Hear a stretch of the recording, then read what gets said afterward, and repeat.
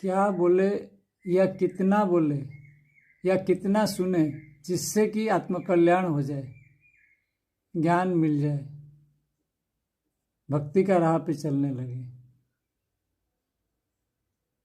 इसके लिए जो है बहुत कुछ बोलने का या सुनने का कुछ है नहीं है। वो ज्ञानी लोग जो है इसी को ही घुमा फिरा के बोलते रहते हैं, क्योंकि और कोई चारा ही नहीं है। उनको कोई भी प्रश्न पूछिए, उत्तर तो उनका वही होगा। वो उत्तर पहले से उनका तय रहता है, उत्तर कुछ बदलता नहीं है। प्रश्न आप कुछ भी पूछ लीजिए, उत्तर वही रहेगा। वो सुइटेबल हो जाता है, अपने आप उसके साथ बढ़ जाता है। क्योंकि प्रश्न भी जो पूछते हैं हम, एक ही प्रश्न होता है, वही प्रश्न को जो है इधर उधर करके हम पूछते हैं। अगर उपनिषद में हम देखेंगे जितने भी ब्रह्म वाक्य है, उसका क्या है, वो एक ही है।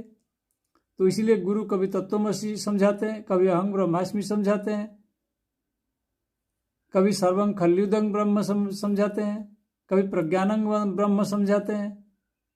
बस वही चीज है, तुम कौन हो। कोई गुरु बोलते हैं तुम कौन हो, उसके ऊपर ध्यान करो। और कोई गुरु बोलते हैं आत्मा के ऊपर ध्यान करो। और कोई बोलते हैं शून्य का ऊपर ध्यान करो।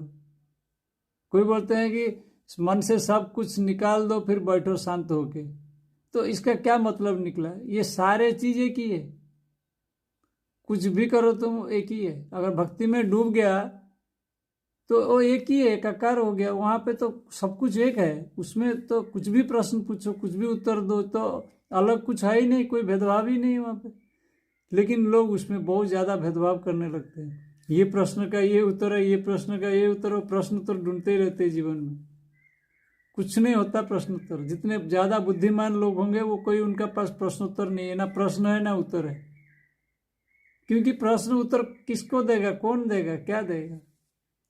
ये तो छोटी छोटी समझ के लिए जो है होती है। बस प्रश्नोत्तर जो है छोटी छोटी समझ के लिए होता है।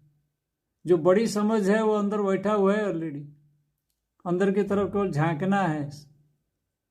झांकते नहीं है हम अंदर, बस इसीलिए हम प्रश्न उत्तर में मग्न रहते हैं। फिर उसके बाद में जो उलझ जाते हैं कि ये प्रश्न सही है, ये प्रश्न गलत है, ये उत्तर सही है, ये उत्तर गलत है, फिर इसका अर्थ ये है, उसका अर्थ ये निकलते रहते हैं। शब्द का कोई अर्थ ही भला होता है? कोई भी शब्द का कोई अर्थ ही नहीं है। अर्थ तो हम ही दे के रखे हैं। जो जैसा अर्थ दे दिया उसका अर्थ वही हो गया। एक एक शब्द देखो अलग अलग लैंग्वेज में जाएगा तो अलग अलग मीनिंग उसका निकल जाएगा।